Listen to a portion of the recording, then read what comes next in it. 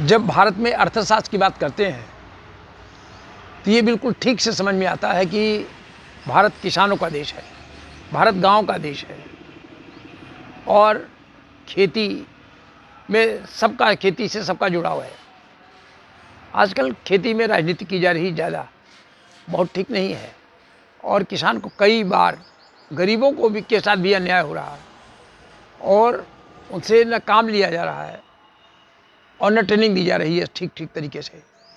130 से 135 करोड़ की आबादी का देश है, इसको बहुत अधिक ट्रेनिंग की ज़रूरत है, स्किल डेवलपमेंट की बहुत अधिक आवश्यकता है और उत्पादकता मूलक और एक्सपोर्ट ओरिएंटेड, जो हम एक्सपोर्ट कर सकें यहाँ उत्पाद, और ऐसे उत्पाद जो हमारे संसाधन को नष्ट नहीं करें, ऐसे संसाधन जो फिर से रिनोवेट हो जाते हैं, फिर नए आ जाते हैं।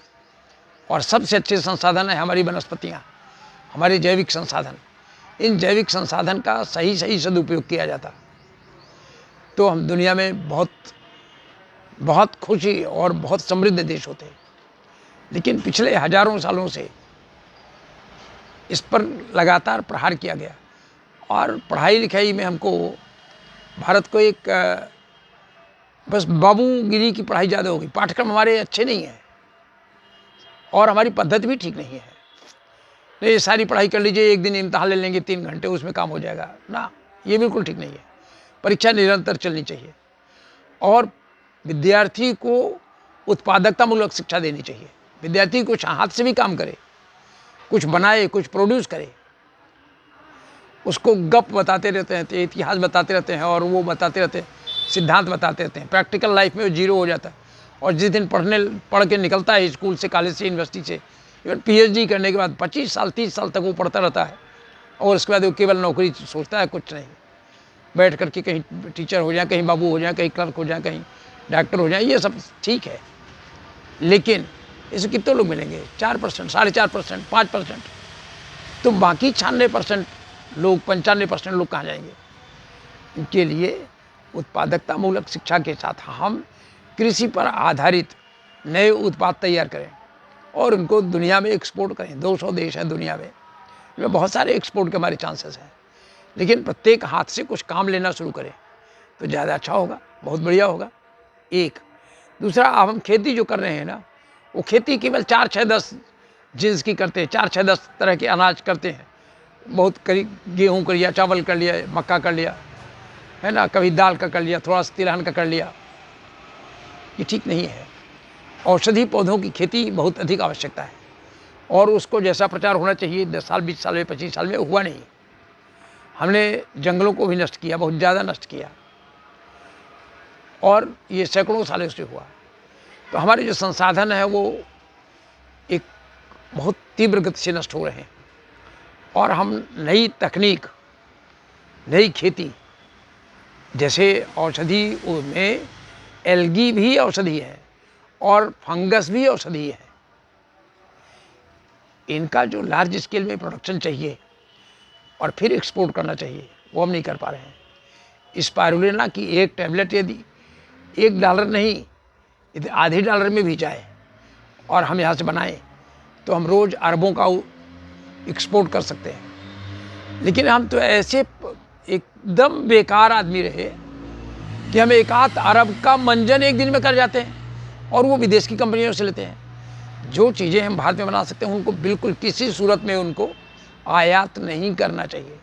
हम एक्सपोर्ट ज़्यादा करें, आयात कम करें और कोशिश करें कि ऐसा रिसर्च करें कि हम सब कुछ अपना यहाँ प्रोड्यूस करें, बहुत अच्छे से प्रोड्यूस करें, पूरी तरह से स्वावलंबी हों और दुनिया के अन्य देशों में जहाँ वो सुविधाएँ नहीं है उनको एक्सपोर्ट करें तो भारत समृद्ध होगा और दुनिया खिलाएगा। भारत का जो सिद्धांत है वो बहुत अच्छा है, जो वसुधैव कुटुंबकम का है, जो कृणवंतम विश्वमार्यम का है, जो संगत छद्धम समबद्धम समवो मनांसी जानतम, साथ चलने का, मिलकर रहने का जो सिद्धांत है, भारतीय सिद्धांत है, वो बहुत अच्छा है।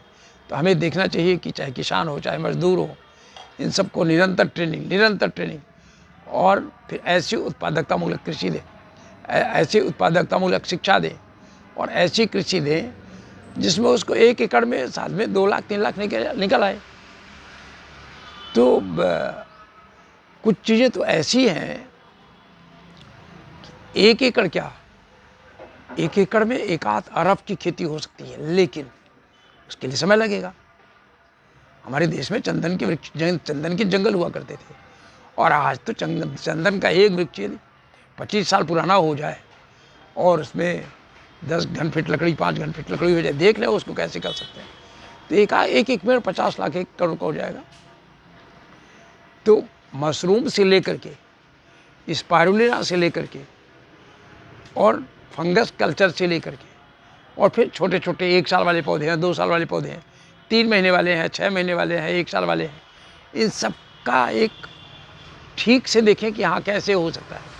फिर इनकी औषधि, इनका विपणन, इनका एक्सपोर्ट, और इनको ऐसे कि वो सड़े नहीं, खराब नहीं हो, इनकी प्रोसेसिंग, इन पर ध्यान देना जो होना चाहिए, अभी भी मेरे देश में ठीक से नहीं हो रहा है। नहीं तो 15 लाख 20 लाख क्या होता है, एक किसान के, 1 एकड़ के किसान के उसमें जेब में 1-1 लाख रुपए हो सकते हैं, और ज़्यादा बड़ा हो तो 25-50 लाख का हो सकता है। किसानों के जेब में भी रहना चाहिए पैसा, लेकिन एक काम है, पैसा उनको साथ में देने के साथ उनसे काम भी कराना चाहिए।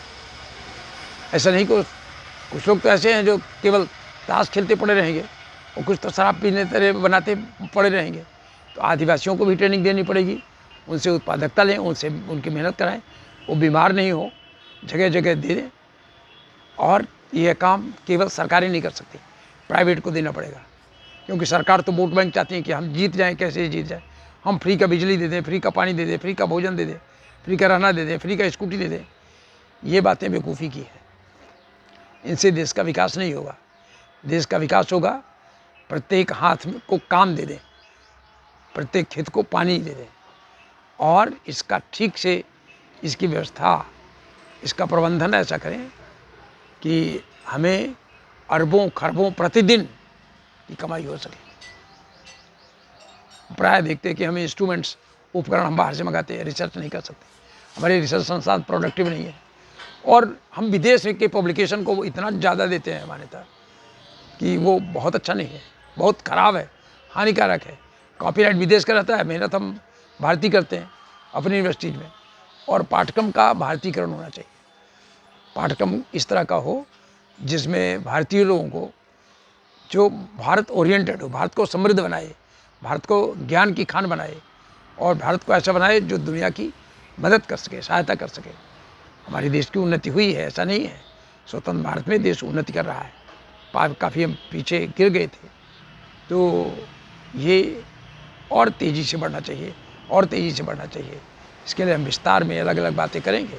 हम तो आप सबसे प्रश्न इनवाइट कर रहे हैं कि आप पूछिए कि कहाँ क्या समस्या है और उसका समाधान कैसे है, तो इसको चर्चा की जा सकती है, देखा जा सकता है। प्रकृतिस्थ होकर के, जैसे ऋषि मुनि हमारे देश के सब जवाब दिया करते थे, कैसे रहना चाहिए, कैसे खाना चाहिए, वो पद्धति आज भी जारी की जा सकती है, और इस पद्धति से देखेंगे तो भारत का उत्थान होगा, प्रगति होगी, सब लोग सुखी रहेंगे, सब लोग प्रसन्न रहेंगे। नमस्कार।